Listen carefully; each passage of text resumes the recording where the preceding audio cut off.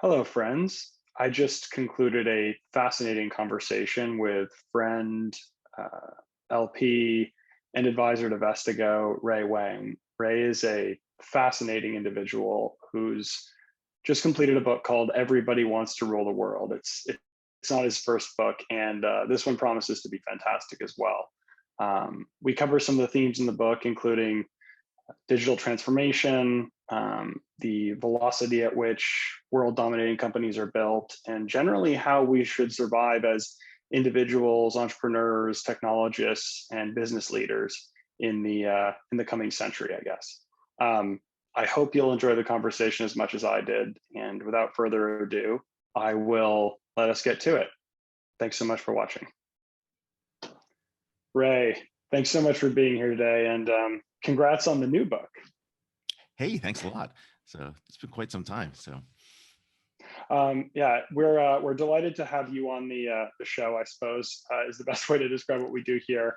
And it would be great for us, I think, if you wouldn't mind sharing a little bit of your background with the viewers who might not recognize you from CNBC and other more august financial publications. Problem. So I'm Ray. I'm with Constellation Research, having fun as part of the fund as well. What I spend a lot of time looking at is disruptive technologies and how these technologies are transforming businesses. And the last book I wrote in 2015 was talking about digital transformation and disrupting digital businesses. This book is a little bit different. And so I'm going to share a little bit of some of those insights with Fraser and everybody here today. Fantastic. And I think the first thing is the title, Everybody Wants to Rule the World. I'm sort of envisioning, I think it's that scene in Donnie Darko when that song comes on. So besides the Tears for Fears reference, tell me about it. Well, we've been trying to get Kurt Smith to come on the air with us at some point. He's one of the lead singers for Tears for Fears, if people know. But he actually responded to a tweet the other day, which is kind of hilarious. He's like, "I can't make it. Taking wife to 25th anniversary in Tuscany among a field of sunflowers." I'm like, okay, that sounds like a better idea. Fair enough. So. Cool. Well, I guess now, I mean, not only is everything a fintech company, but now everybody is sort of involved in as a technology actor, even rock stars. And I remember, kind of ahead of the book coming out, you and I were having a conversation a couple months ago, and you made a point that stuck with me, and I haven't really been able to unpack the whole thing since our conversation, but really the speed at which companies dominate an industry, kind of at sort of half an order of magnitude rate change from the past, and sort of what does that mean for us trying to make our way in business and in the world generally? It means we are competing in a world of decision velocity. You and I make decisions per second. We take 6 to 8 weeks to get it out of management committee if we're lucky, and that's just way too slow. Machines are making decisions 100 times per second, 1,000 times per second, and what that means is that asymmetry is really the competitive advantage of getting analytics, automation, and AI in place. And the organizations that we're competing against have built these capabilities in terms of what we call data-driven digital networks. This allows them to compete on speed, and that decision-making speed is a significant factor in terms of companies who win or lose. But it's not just that, right? We think about networks and size of networks. Today, the networks that we're talking about for digital giants all exceed over 50 million users. 50 million is the traditional number that we look at for mainstream adoption of a technology. And that speed shows itself again. It took 75 years for the telephone to be adopted to 50 million users, and it took Facebook Live 24 hours. Right. And that speed happens. The other speed that we have to look at is really the time it took to get to $1 trillion in market cap. Right. And it took, I don't know, Microsoft and Apple almost 40 plus years, 42 and 44 years to do that. It took Amazon, took it 10 years, right? 22 years, sorry. And it took technologies like Bitcoin 12 years, right? Though it's not at 1 trillion at the moment. I'm sure it's going to make its way back up there, right? But That gives you an idea, right? And we're seeing it in network speed, we're seeing it in market cap, and we're also seeing it in the adoption of a technology. Now, the converse of that is just as interesting, because when we talked in the first book, like 50%, 52% of the Fortune 500 merged, acquired, gone bankrupt. That number is 61% today, and that number is going to be closer to 81 to 83% by 2040. So pace of adoption, rapid, amounts of change, that speed factor. This is actually what's accelerating, and it's not stopping. Um, and if I'm an entrepreneur today, I think maybe it's more like 15 years ago, there was some sort of playbook that I can execute faster and build a network, and therefore I can win against incumbents. But presumably, speed is no longer enough. So how are you thinking about that? If you're an entrepreneur and you're trying to build something truly dominant? Well, truly dominant, you're going to look at this in a different way. You're going to think about five factors. The first one is to build the biggest network you can. And that's still important, right? That doesn't go away, right? But what you want to do is disintermediate customer account control. Anyone who's an intermediary in this world is actually, who's not adding value, is gone. Right. And so you're disintermediating customer account control. The second one is we're competing on data supremacy. That's a very important piece. We talked a little about why decision velocity is important, but in this digital world, every choice, right? Every choice that's made is a demand signal. You want to capture that. You want to understand those decisions. You want to understand the context of why those decisions are made. So, what's the weather? What's the location? You know, what's the sentiment? What journey were they in? What process were they in? That all becomes part of that equation. And then the third part is build the biggest network. And that's not just people, it's also devices. It's the connection points between human and machine to machine to human. And that biggest network is where you get that scale that we're talking about.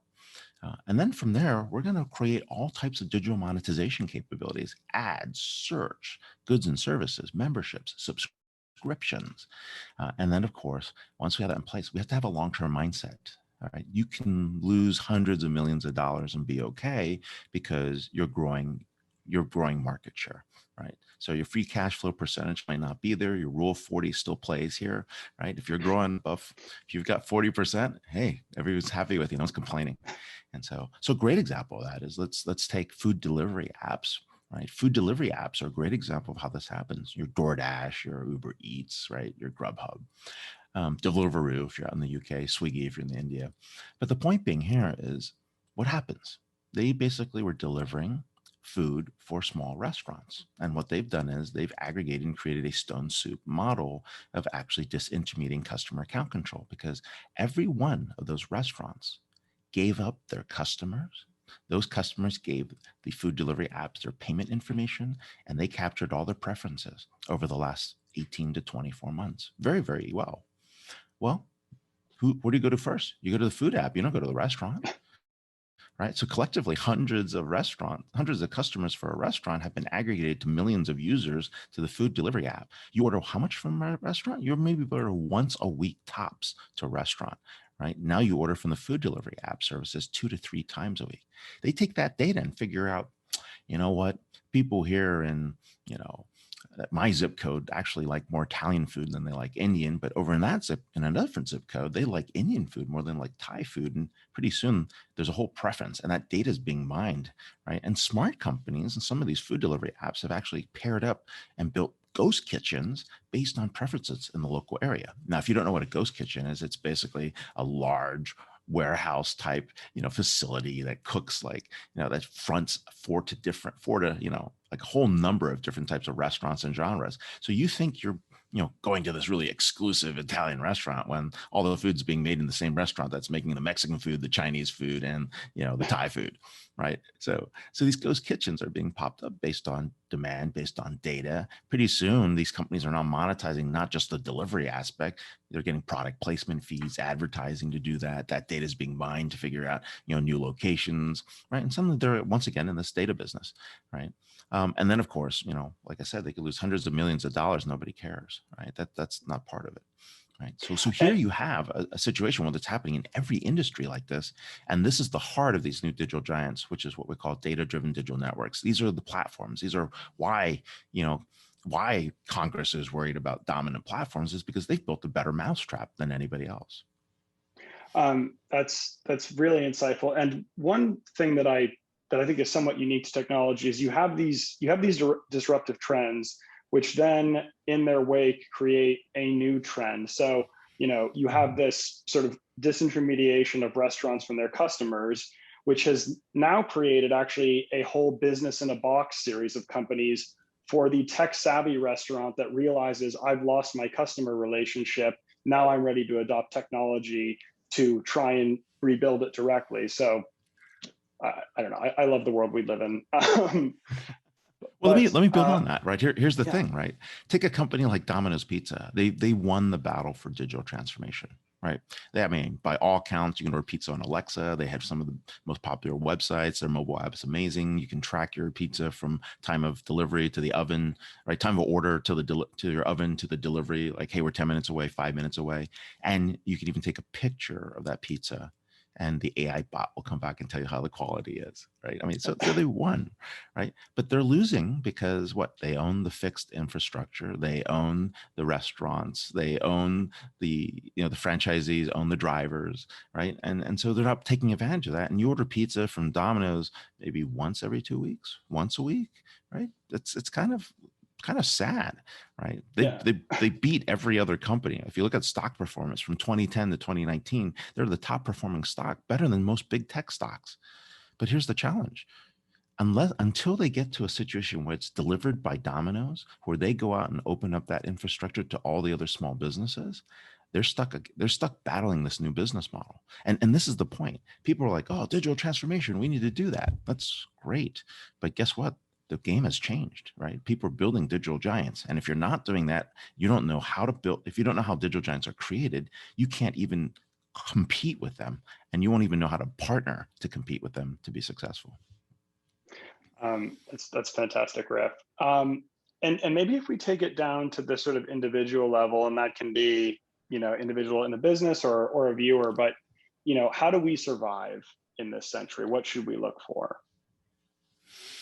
Yeah, so there's businesses competing against digital giants, and one of the things that they need to be able to do is build what we call joint venture startups. They're not consortiums, they're not the traditional coalitions. They're brand new companies funded to compete against a specific digital giant. They're funded to compete to collapse value chains. They're funded to compete to expand into other different industries. So that's one level. The second level was, and I am an unabashed free market capitalist. And what I'll say this is, if you're competing against digital giants, though, there's going to be certain things that you have to think about from a regulation and antitrust perspective. And one of them is to create equal playing fields. And to do that, it's really the ability to take private property, treat private property, and you think about data, right? Where does data play a role? Your personal data, your genomics, right? That information should be private property.